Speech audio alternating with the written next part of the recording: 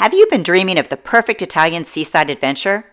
In this video, I'll take you through my unforgettable 5-day trip exploring 5 incredible towns along the Amalfi Coast. Using Sorrento as our base, we set off each day to discover each location's unique features, such as Capri's Blue Grotto, Ischia's Castle, the picture-perfect villages of Positano and Amalfi, and the authentic fisherman's haven, Sorrento's own Marina Grande. From hopping ferries to indulging in local seafood and strolling sun-drenched streets, I'll show you the highlights, hidden gems, and insider tips to make the most of your Amalfi Coast getaway. Whether you want to plan your own trip or simply soak up the coastal magic from afar, you're in the right place. Let's get started. Hi, I'm Jen Taylor. Welcome to Adventures by Jen. I'm so glad that you're here. This is my very first episode in a special series where I will be sharing my epic 2-month journey across 10 countries in Europe. I can't wait to take you along as I explore the incredible destinations, discover hidden gems, and experience all sorts of travel adventures. If you enjoy this video, don't forget to give me a thumbs up and subscribe to my channel. And hit that notification button so that you won't miss any part of this amazing European adventure. Thanks for joining me. Let's dive in. After a long flight from Florida, we landed in Rome in the evening. To make things easier after an overnight journey, we spent our first night at a hotel near the airport. This gave us a chance to rest, try out a local restaurant that had absolutely amazing pizza, and we got to recharge a bit before heading down to the Amalfi Coast. The next morning, we made our way back to the airport, which conveniently has a train station right inside. From there, we hopped on the Leonardo Express train to Naples. An easy direct connection that avoids needing to navigate to central Rome after a tiring trip. In Naples, we changed trains to head straight to Sorrento. This combination of express and regional trains made the journey smooth and comfortable. While we chose to fly into Rome and continue to Sorrento by train, there are other convenient options worth considering, especially if you want to simplify your journey. Fly directly into Naples. For many travelers, flying straight into Naples International Airport is often easiest and the most efficient route to Sorrento. Naples is much closer to the Amalfi Coast, which means less commuting and more time to enjoy the scenery. Naples is about an hour from Sorrento, whether land or sea. The process can be faster and less stressful, particularly if you're traveling with heavy luggage or after a long international flight. From Naples, you also have the option of taking a ferry directly to Sorrento. The ferry offers a beautiful trip across the Bay of Naples with coastal views as you approach Sorrento. Ferries depart from Naples and arrive at Sorrento's marina. While ferries are scenic, managing rolling suitcases and heavy backpacks can be a challenge when boarding and disembarking, especially if the ports are busy or there's a bit of a walk to your accommodations. We chose to take the train. Since we had already landed in Rome and we were carrying large suitcases and backpacks, our suitcases were about 50 pounds each. Staying on the train route felt like the simplest and most comfortable option for us. The train from Rome to Naples, followed by a local line to Sorrento, allowed us to keep our bags with us and avoid extra transfers. Taking the train gave us a straightforward, direct path from Rome all the way to Sorrento without needing to change transportation methods mid-journey. With all of our bags, having the ease of rolling them through the train station instead of ports or buses was a big advantage.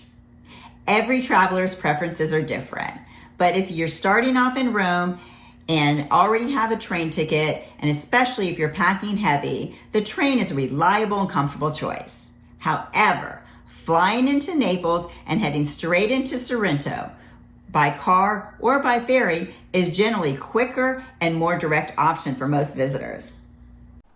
For this trip, we stayed at the Mar Hotel, which is located along the beautiful coastline rather than right in the heart of Sorrento. Normally, I love staying in the city center for easy access to restaurants, shops, and local sites. If you've seen the other videos from my 2-month European adventure, you know that that's my usual style. But this time we planned pretty last minute and the options were tight. Either prices were sky high or the hotels available just didn't appeal to me.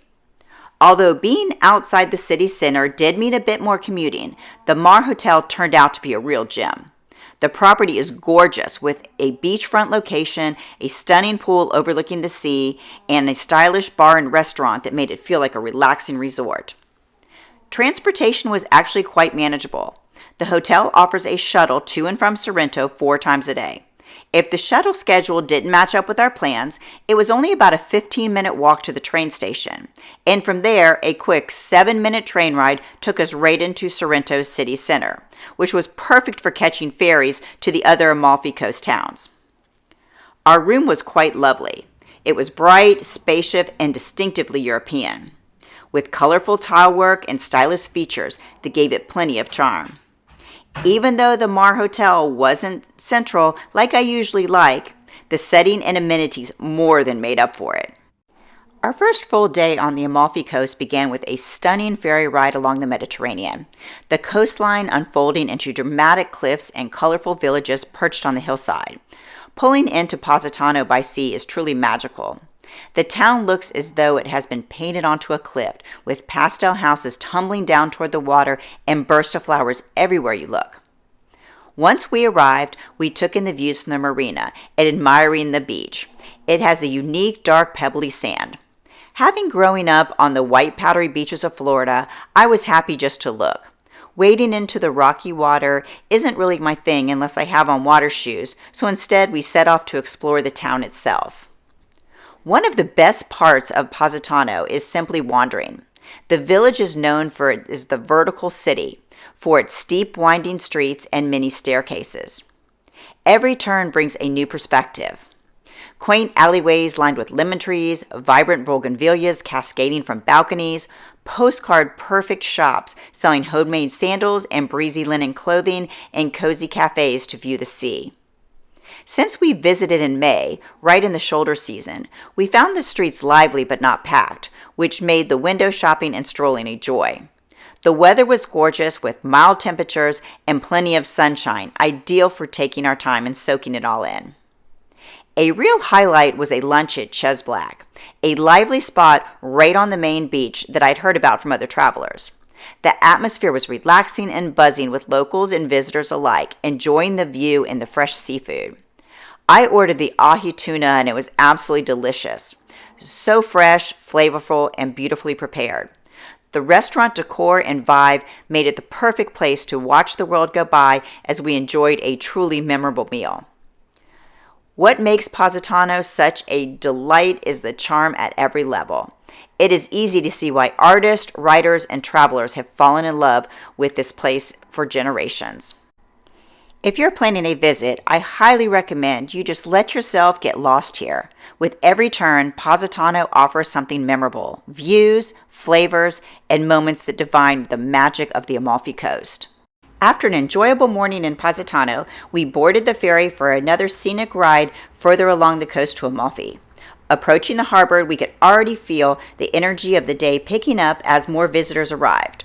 By the time we stepped ashore, the town was alive with activity, adding to its vibrant charm. We wandered into the main piazza, the heart of Amalfi, where everyone seemed to gather. The centerpiece here is the stunning Cathedral of St. Andrew, with its iconic striped facade, wide staircases, and shimmering mosaics. A must-see for any visitor. For a relaxing break, we grabbed a table at Bar Francis right in the center of the action. This classic spot was perfect for people watching, with a great view of both the church and the surrounding historical buildings. We ordered a light snack and some refreshing cocktails, soaking in the atmosphere and watching the world go by. Amalfi has a way of blending grandeur with a cozy small-town feel. Cobblestone streets lined with lemon shops, century-old buildings, and a bustling waterfront.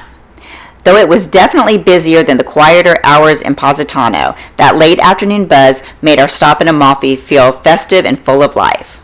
As the sun began to set over Amalfi, we made our way back to the harbor and boarded the ferry, watching the dramatic coastline fade into the evening light. The boat ride back to Sorrento was a peaceful close to an eventful day. For the following day, we decided to stay in Sorrento and visit the Marina Grande, the fishing village, where we were instantly transported into the heart of authentic Italian seaside charm. This historic fishing village is just a short stroll from the town center, yet it feels like worlds away.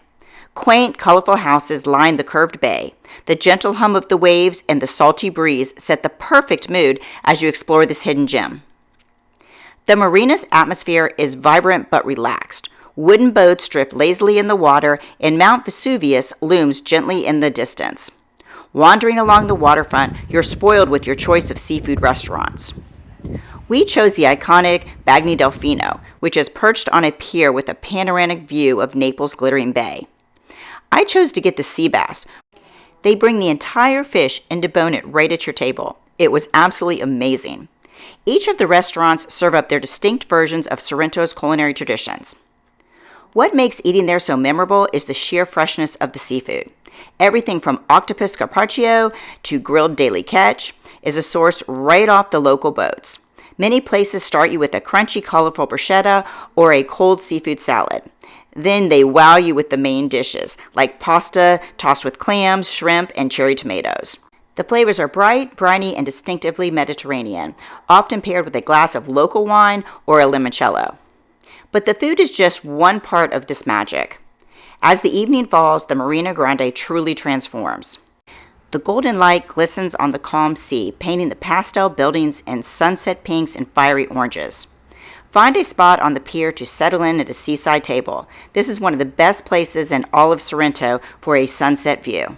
You watch the sun melt behind Vesuvius, the sky shifting through endless colors, and every scene is alive with the sounds, smells, and the taste of Italy's coast. Whether you are savoring a plate of mixed grilled fish, toasting with new friends, or simply soaking in the scenery, a day at Sorrento's fisherman village is pure, unforgettable joy. Today we took a ferry from the marina in Sorrento to arrive at the incredible island of Ischia, which honestly deserves more hype. So we started off our morning with a walk through the town on our way to the castle, where there were lovely little shops and cafes. We came across a pastry shop that had croissants that looked amazing. Normally I go for chocolate, but in this situation I needed to try the lemon, and I'm so glad that I did. It was probably one of the best sweet treats that I've ever had. When we arrived at Castello Arganese, we started the climb. Let me tell you, it's about 1,000 steps up to the top. Not really a casual walk, but every single step was worth it. And if you can't do the walk, there is an elevator. The view from along the ways were absolutely breathtaking. You get to see the whole island and the turquoise water stretching all around you. If you love history, scenery, or just a good workout, you have to check this out. After soaking in the views and exploring the castle, hunger kicked in. I remembered this quirky little pizza restaurant that I had heard about on a YouTube video, so of course we had to try that out. And wow, it totally lived up to the hype. The pizza was amazing, with fresh ingredients and that perfect crispy crust. Sometimes those YouTube videos really are spot on. Next, we strolled down along the coastline, where you'll find all these cute little beach clubs and chilled out bars. Perfect spots to grab a cold drink, kick back, and just watch the world go by. It's such a relaxing vibe here compared to some of the other busier tourist spots nearby. We wrapped up the afternoon wandering through the main streets lined with beautiful flowers, upscale shops, and charming outdoor cafes. The colors, the blooms, and the slower pace, it was exactly the peaceful break that I needed. Honestly, Ischia is an awesome option if you want the beauty of the Amalfi Coast without the big cruise ship crowds. Everyone always talks about Capri, but Ischia might just be the hidden gem. If you're planning your itinerary, definitely consider a day in Ischia. Stay tuned for the following day when we tackle the ever-popular Capri. We will see if it can beat the laid-back perfection of Ischia. Before we dive into my final day here on the Amalfi Coast, I just wanted to say a huge thank you for following along with my journey. It has been so much fun sharing these incredible places with you, from the hidden gems to the breathtaking views, and of course all of the amazing food. If you've enjoyed this series so far, don't forget to hit that like button and subscribe so that you don't miss what's coming up next. I seriously appreciate all of your support and love hearing your thoughts and travel tips in the comments below. And for now, for the grand finale, get ready, because my next day in the Amalfi Coast, I'll be taking you along for the adventures in Capri. Stay tuned. Trust me, you don't want to miss this one. For our fifth and final day on the Amalfi Coast, we chose to visit Capri. We picked this day carefully because the weather forecast promised the nicest conditions, and since it was a Monday, we figured the island wouldn't be as crowded as it tends to be on the weekends. After watching other travelers' videos, I realized many visitors miss out on one of Capri's most famous attractions, the Blue Grotto. The boat operators often won't wait more than 2 hours because the grotto can get overcrowded, and sometimes the seas get too rough to enter safely. So first thing after arriving by ferry, we headed straight to get tickets for the boat tour to the Blue Grotto. The experience of entering the Blue Grotto was absolutely breathtaking. This natural sea cave is famous for the way sunlight passes through an underwater cavity, illuminating the water with iridescent electrical blue glow. Inside, the light transforms the entire cave into a magical, otherworldly scene, making it feel like you've stepped into a fairy tale. The water is so clear and shimmery that it almost looks unreal, and the quiet, peaceful atmosphere inside the grotto adds to the sense of wonder. It truly lives up to the reputation as one of Italy's most iconic natural wonders.